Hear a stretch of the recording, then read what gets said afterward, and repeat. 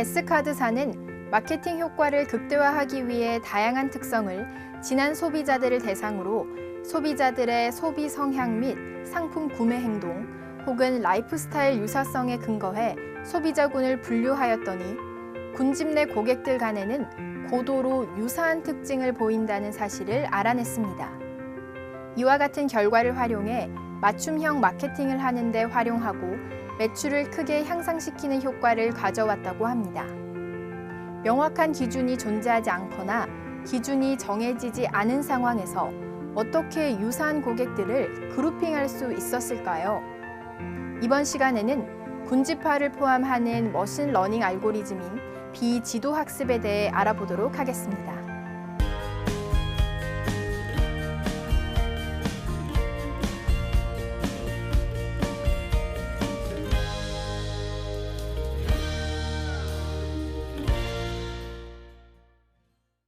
오늘의 학습 목표입니다. 이번 학습을 통해 여러분은 수립된 분석 계획에 따라 필요한 자율학습 머신러닝 기법을 적용할 수 있습니다.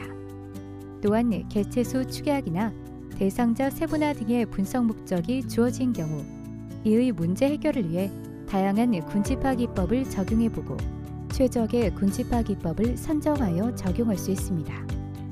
그리고 변수 추계하기나 차원 축소가 필요한 경우 이의 문제 해결 위해 주성분 분석 혹은 SVD 등의 차원 축소 기법을 선정하여 적용할 수 있습니다. 마지막으로 대량의 트랜잭션 데이터에서의 규칙성이나 패턴화 도출의 목적이 주어진 경우 이의 문제 해결을 위해 다양한 연관 규칙 알고리즘을 비교하고 적용할 수 있습니다.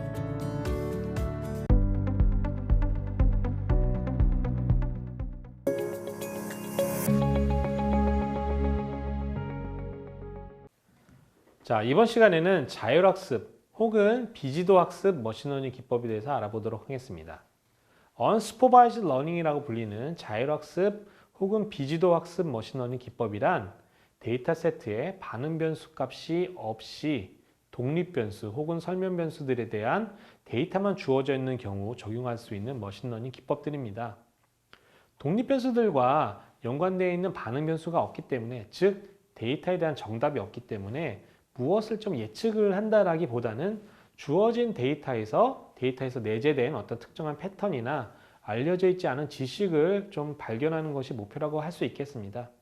그래서 이 지도학습 머신러닝 기법들은 이런 어떤 반응 변수 형태에 따라서 분류 혹은 수치 예측이라는 명확한 목표가 있고, 그 다음에 데이터 세트 분할과 같은 방법을 통해서 분석 결과에 대한 어떤 명확한 기준을 가지고 분석을 진행할 수 있는 반면에, 이제 본 시간에서 우리가 살펴볼 비지도 학습 혹은 자율학습 기법은 무엇을 발견하고자 하는 것인지 좀 명확하지가 않기 때문에 예측 대상을 즉 지도할 수 없기 때문에 머신러닝 결과가 실질적으로 만족스러운 것인지 좀 점검하기가 곤란하다는 문제가 있습니다.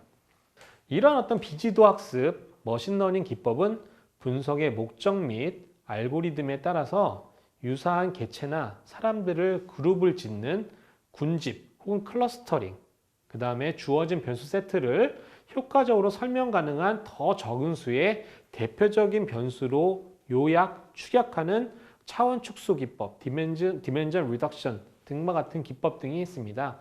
그럼 각각에 대해서 간략한 설명과 실습을 통해서 좀 알아보도록 하겠습니다. 군집 분석 혹은 클러스터링 기법은 대표적인 비지도 학습으로서 일련의 어떤 관측값들을 적절한 기준으로 서로 좀 유사한 관측값들끼리 그룹으로 묶는 그런 어떤 기법을 말합니다. 그래서 반응 변수에 대한 어떤 데이터가 없는 경우, 즉 정답이 없는 데이터 세트를 대상으로 군집화를 수행을 하기 때문에 동일한 데이터 세트에 대해서 어떻게 군집화할지에 대한 어떤 기준이 달라지면 그에 따른 군집화 결과도 달라집니다.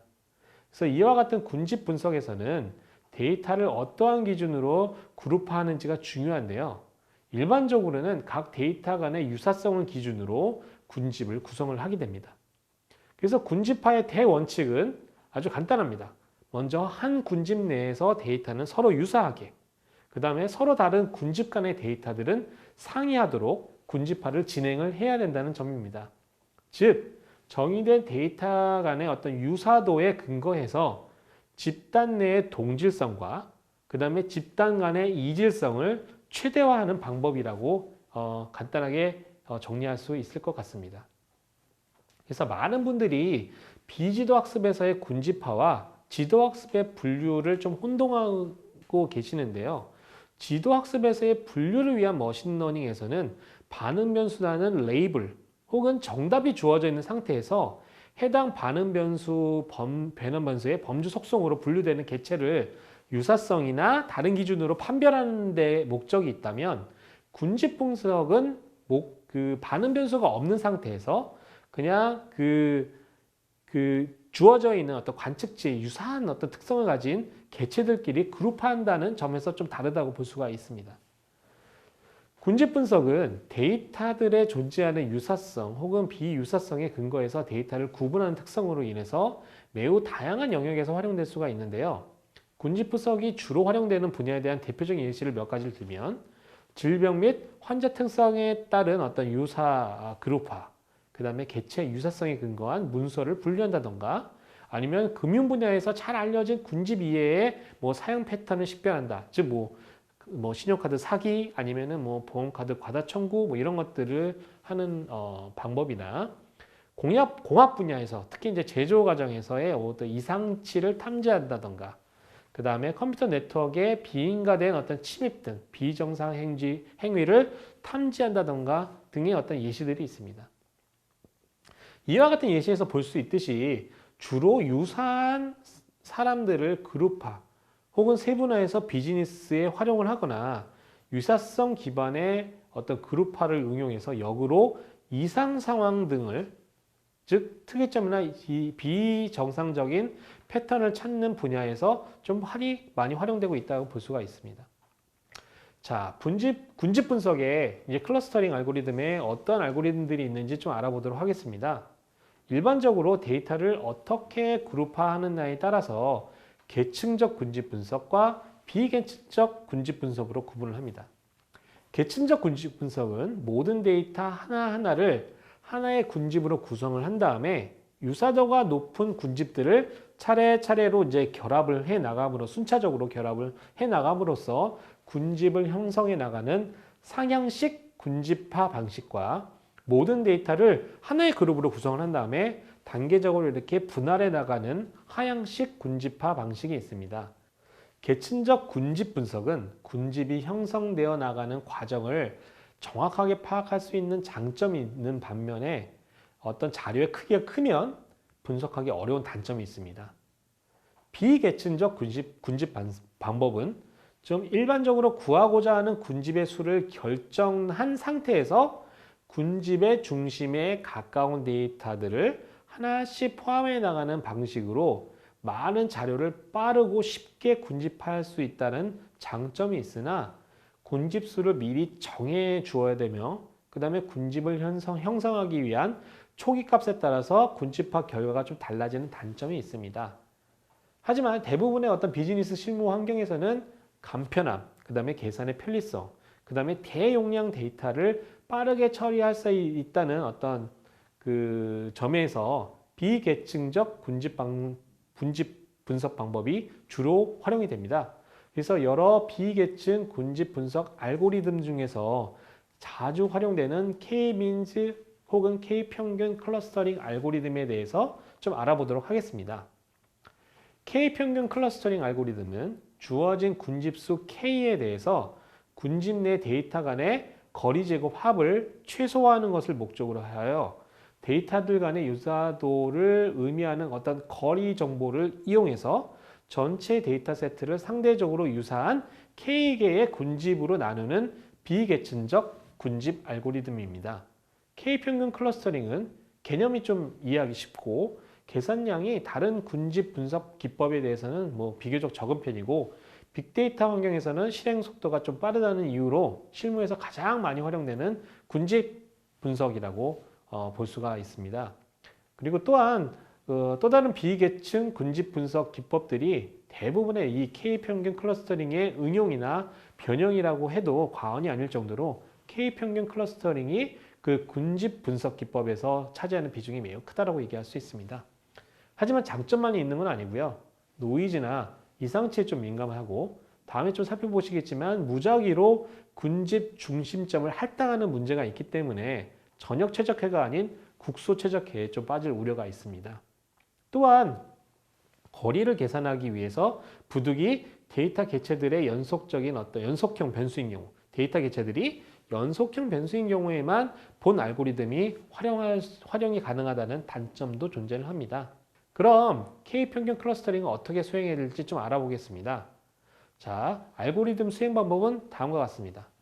즉, 임의의 K개의 군집 중심점을 기준으로 각 데이터 개체를 가장 거리에 가까운 하나의 중심점에 할당을 해야 된다고 할 때, 즉 모든 데이터들을 이 모든 데이터로부터 이 K개 군집 중심점과의 거리를 계산한 다음에 가장 가까운 군집 중심점에 할당한다고 생각하시면 됩니다.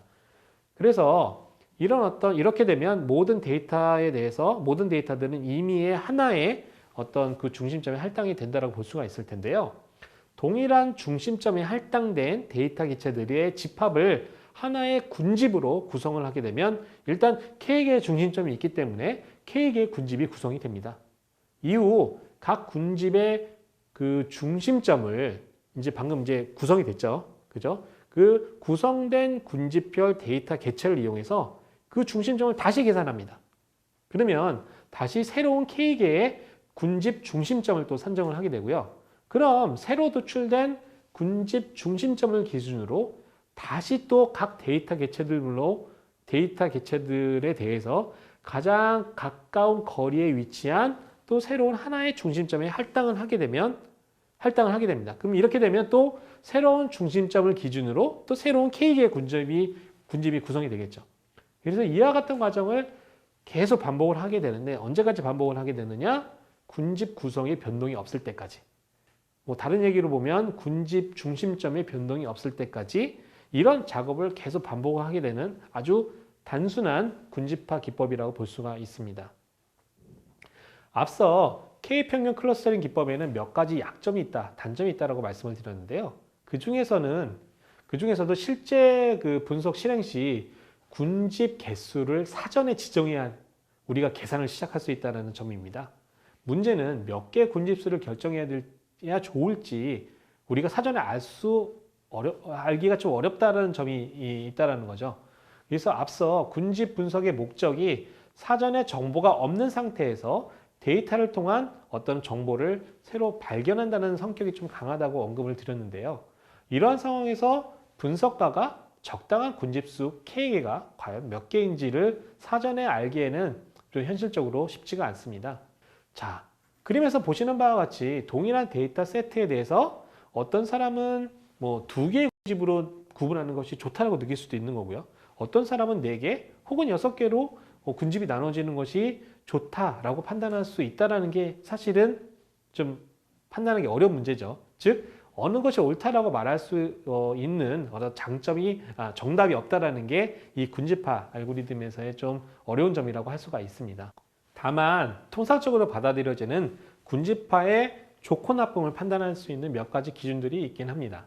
예를 들어서 적정 군집수 K를 정하는 한 가지 기준으로는 군집 개수 K가 1부터 임의의 어떤 큰 값을 각가지 지정을 한 다음에 군집 내 동질성 및 이질성을 측정을 하고 군집수를 늘려가면서 동질성의 어떤 증가와 이질성, 즉 군집 간의 이질성의 감소 기울기의 절감 지점인 소위 엘보라는 값을 찾는 방법을 사용할 수가 있는데요.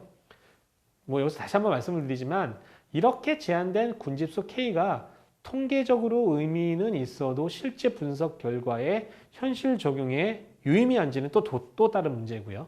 그 다음에 해당 분야에 대한 어떤 비즈니스적인 이해와 경험을 활용해서 여러 가지 그 군집 개수 K개를 적용을 해보고 가장 결과 해석이 용이한 K값을 선택하는, 즉 트라이 앤 에러, 시행착오 방법을 사용하는 것이 일반적이라고 생각을 하시면 될 것 같습니다. 그 다음에 또 K평균 클러스터링 알고리즘을 수행 시 또 직면하게 되는 또 다른 어떤 좀 이슈는 K평균 클러스터링은 초기 중심점을 임의로 선택을 하게 된다고 아까 말씀을 드렸는데요. 그런 어떤 초기 중심점 선택에 또 최종 결과가 좀 많이 영향을 받는 그런 어떤 문제점이 있습니다. 즉 초기 군집 중심점에 따라서 국소 최저값을 찾게 되고 계산된 결과는 전역 최저값을 보장하지 못합니다. 이 때문에 그 중심점을 바꿔가면서 반복적으로 K평균 클러스터링을 실행을 하고요. 그 결과 중 거리 제곱 합이 가장 작은 결과를 선택하는 방법을 활용합니다.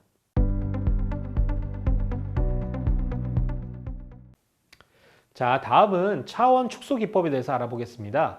차원 축소 기법은요, 대량의 빅데이터를 분석하는 데 있어서 분석이 대상이 되는 여러 변수들의 주요 정보는 최대한 유지하면서 데이터 세트의 변수 개수를 줄이는 기법을 말합니다. 머신러닝 관점에서는 원래의 데이터를 최대한 잘 설명하면서 효과적으로 추격하는 과정에는 반응 변수가 필요하지 않고 설명 변수의 값에만 의존을 하기 때문에 이거는 이제 자율학습 혹은 비지도 학습 머신러닝 기법에 속하게 됩니다. 차원 축소를 수행할 때는요, 원래 전체 데이터 변수들의 정보를 최대한 유지해야 된다는 점이 참 중요합니다. 즉, 변수들 간의 내재된 특성이나 관계를 분석해서 이들을 잘 표현할 수 있는 새로운 선형 혹은 비선형 결합을 만들어내서 해당 그 결합 변수만으로도 전체 변수를 적절하게 설명할 수 있어야 한다는 것입니다. 이러한 차원 축소 기법은 하나의 완결된 분석 기법으로 사용된다라기보다는 다른 분석 과정을 위한 전 단계 혹은 분석을 수행한 후에 결과를 개선하기 위한 방법 혹은 효과적인 시각화 등의 목적으로 사용되는 경우가 많습니다. 즉, 데이터 차원, 그 변수의 세트, 이 데이터 차원이 많은 상황에서 데이터에 대한 효과적인 시각화를 통한 어느 정도의 어떤 그 통찰력이나 인사이트를 얻고자 할 때는요, 일반적으로 저차원, 일반적으로 이제 2차원이죠. 저희가 이제 볼 수 있는 게 2차원이다 보니까 2차원으로 투영시켜서 다른 지도학습 혹은 비지도학습을 수행하는 과정에서 이제 많은 변수가 있는 상황. 즉, the curse of dimensionality, 차원의 저주라고 얘기하는 현상을 해결하기 위해서 서로 상반성이 높거나 유사한 변수들을 공통 변수로 결합해서 분석을 수행하고자 할 때 주로 사용되는 경우가 많습니다. 이는 고차원 피처들로 특정들로 이제 학습을 수행하는 것 대신 변환된 저차원으로 학습을 수행해야 될 경우 회귀나 분류, 클러스터링 등의 어떤 머신러닝 알고리즘들이 더 잘 동작이 되고, 그 다음에 새로운 저차원 어떤 피처들의 공간에서 우리가 이제 가시적으로 시각화하는 데서도 상당히 용이합니다. 차원 축소 기법은 탐색적 데이터 분석부터 정보 결과의 어떤 시각화까지 다양하게 활용되고 있는데요. 대표적인 예시로는 탐색적인 데이터 분석, 그 다음에 변수 세트의 주요 특징을 추출한 다음에 다른 분석 기법의 설명 변수로 투입하는 경우, 그 다음에 이미지 및 사운드 등에서 주요한 어떤 데이터의 특징 패턴들을 추천한다던가, 다차원에 있는 정보를 저차원으로 정보로 이렇게 변환한다던가, 공통 요인을 추출해서 잠재적인 어떤 데이터 구조를 발견한다던가 등의 이제 활용이 됩니다. 즉, 분석하려는 데이터가 많은 차원으로 구성이 되어 있을 경우, 즉 변수수가 많은 경우이죠. 이런 경우 좀 더 데이터를 쉽게 학습을 하고 그 다음에 모델들을 생성하고자 할 때 주로 활용이 됩니다. 혹은 이를 이용해서 대상에 대한 어떤 패턴 인식 등의 어떤 응용도 가능합니다. 이런 어떤 차원 축소 기법에는 주성분 분석, PCA라고 불리는 주성분 분석, 혹은 특이값 분해, 요인 분석, 독립선분 분석, 그 다음에 다차원 척도법 등의 다양한 방법들이 있는데요. 이와 같이 다양한 차원 축소 기법들은 각각의 활용 목적과 접근 방법에 좀 차이가 있지만 빅데이터를 이용한 머신러닝 그 수행 시에는 주로 주성분 분석이나 특이값 분해 등이 이제 많이 활용이 됩니다. 그래서 여기서는 이 주성분 분석에 대해서 좀 잠시 살펴보고자 합니다. 주성분 분석, PCA라고 불리는 이 주성분 분석은요, 원래 변수들을 선형 변환해서 주성분이라고 불리는 서로 이제 직교하도록 선택된 어떤 새로운 변수들을 만들어낸 후 원래 데이터를 적은 수의 대표적인 이런 어떤 주성분이라고 불리는 축약 변수로 이 요약하는 차원 축소 기법입니다. 자, 다음 그림에서 보시다시피 이제 3차원 공간상의 데이터들이 이렇게 분포가 되어 있는데요. 이들을 이제 군집화를 하는데 어떻게 해야 될지 좀 명확하지가 않고 이 데이터에 관한 특성들을 좀 파악하는 좀 어려움이 좀 있죠. 그래서 이제 여기에 이제 이 보시는 바와 같이 2차원 평면을 이제 도입을 하고 2차원 평면에다가요. 이 3차원 공간상에 있는 데이터들을 이제 사용을 시켜보면은 저희가 이제 2차원 공간에서 좀 데이터들이 이제 좀 퍼짐 정도를 좀 볼 수가 있고요. 그래서 이제 데이터들을 좀 구분하는 데 있어서 좀 용이해지는 것을 여러분들이 보실 수가 있습니다. 그럼 3차원 공간상에 다양한 어떤 2차원 평면들이 존재할 수가 있을 텐데요. 그럼 어떠한 평면을 도입을 해서 이런 어떤 3차원 공간에 있는 데이터들을 프로젝션, 사용을 시켰을 때 우리가 그 결과값을 가지고 잘 구분할 수가 있을까요? 자, 여러분들이 아시다시피 분산이라는 어떤 그 개념은 데이터의 어떤 퍼짐 정도를 나타냅니다. 우리가 이제 데이터를 구분해야 되는데 여기서도 마찬가지로 이 사용을 시켰을 때 퍼짐 정도가 가능하면 크면 클수록 데이터를 구분해지는 게 용이해집니다. 그래서 이러한 아이디어를 바탕으로 하고 있는 게 주성분 분석인데요. 좀 수학적으로 좀 말씀을 드리면 원래 변수의 분산을 기준으로 이 직교 변환, 이 선형대수에서 여러분들이 배우시는 어떤 직교 변환이라는 것을 활용해서 원래 변수의 차원인 p보다 작은 뭐 q라고 하는 q 차원에 서로 상관관계가 없는 저차원으로 차원 촉소를 하는 것을 말하고요. 이때 전체 주성분들의 분산들의 합은 원래 변수들의 분산들의 합과 동일하도록 이 p개, 원래 차원과 동일한 수의 어떤 p개의 주성분을 생성을 하고 그 다음에 각 주성분의 분산의 크기는 제1 주성분에서 뭐 제_p 주성분까지 순차적으로 이렇게 감소하는 그렇게 이제 우리가 주성분들을 이제 결정을 하게 됩니다. 그래서 따라서 차원 축소를 위해서는 적절한 주성분 개수를 선택을 해줘야 되는데요. 만약에 3개의 주성분을 선택했다고 한다면 3개의 주성분들의 누적 분산이 원래 p개의 변수들의 누적 분산에 대한 비율만큼 데이터들을 좀 잘 설명되는 것이 되며 그래서 이제 이 비율들이 커지면 커질수록 적은 수의 주성분만으로 원래의 변수의 어떤 그 데이터의 퍼짐을 잘 설명할 수 있다라는 논리로 저희가 이제 이 주성분들 중에서 이 일부의 어떤 주성분들만 선택을 하게 됩니다. 그럼 이제 말씀드렸듯이 그럼 주성분 분석에서 몇 개의 주성분을 선택하는 것이 적절한 건지를 좀 우리가 판단을 해봐야 되는데요. 가능하면 원래 변수에 대한 어떤 정보를 잃지 않으면서 최대한 적은 수의 주성분들을 이용해서 데이터를 표현하고자 한다는 측면에서 이 몇 개의 주성분을 선택을 해야 되는 것인지에 대한 고민이 좀 필요합니다. 이 경우 또한 앞서 살펴본 어떤 군집 분석과 마찬가지로 좀 이에 대한 명확하고 객관적인 어떤 판단 기준이 있는 것은 아닙니다. 그래서 주성분들로 설명되는 분산의 비중들을 좀 살펴보시면서 경험적인 어떤 판단을 하게 되는데요. 이를 좀 더 편리하게 확인하기 위한 방법으로 분산의 비중을 뭐 스크리플롯이라고 하는 그래프를 그려서 확인하는 방법이 있습니다. 뭐 특별한 건 아니고요. 첫 번째 주성분으로부터 K번째 주성분까지 X축으로 쭉 나열하고요. Y축은 K번째 주성분으로 설명하는 분산의 비율을 나타내는 그래프를 이제 탐색을 해 나가면서 주성분에 의해 설명되는 분산의 비율이 아주 급감하게 되는 소위 말하는 이제 엘보우 지점을 찾는 방법을 많이 활용을 하게 됩니다. 자, 예를 들어서 이제 다음 같은 그림을 보시면요. 처음 2개의 주성분으로 상당한 양의 분산이 설명이 되고 세 번째 주성분으로부터는 비중이 급격하게 떨어지기 때문에 우리가 이제 두 번째 주성분 이후에 엘보가 있다라고 판단을 할 수가 있고요. 따라서 이와 같은 경우에는 2개의 주성분으로 차원 축소를 하는 게 적정하다라고 우리가 이제 보통 판단을 내립니다. 자, 그렇지만 다시 한번 말씀드리지만 이와 같은 판단 기준은 명확한 통계적 아니면 뭐 객관적인 어떤 기준치라기보다는요, 다소 임의적이고 경험적인 어떤 접근법이라고 볼 수가 있습니다. 그래서 이와 같은 기준으로 정의된 주성분이 반드시 적절하다고 보장할 수는 없고요.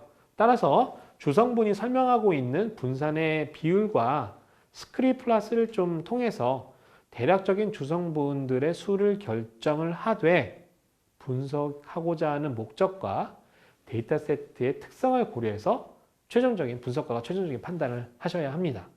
그리고 중요한 것은 주성분 분석은 데이터의 특성을 추격하여 패턴화하는 것에 목적이 있기 때문에 후속 분석이나 시각화 등을 구현할 때 원래 데이터의 정보가 충분히 반영되어 있는지를 도메인 전문가 등과 상의해서 결과의 적정성 여부를 검토해야 합니다. 지금까지 학습한 내용을 정리해 보겠습니다. 자율학습 혹은 비지도 학습 머신러닝 개요 및 알고리즘 종류입니다. 두 번째로 군집 분석 계의와 K-평균 클러스터링 알고리즘으로 적절한 주성분 개수를 설정할 수 있습니다. 마지막으로 차원 축소 기법 계의와 주성분 분석 알고리즘으로 적은 수의 주성분만으로 원래의 변수들을 잘 설명할 수 있습니다.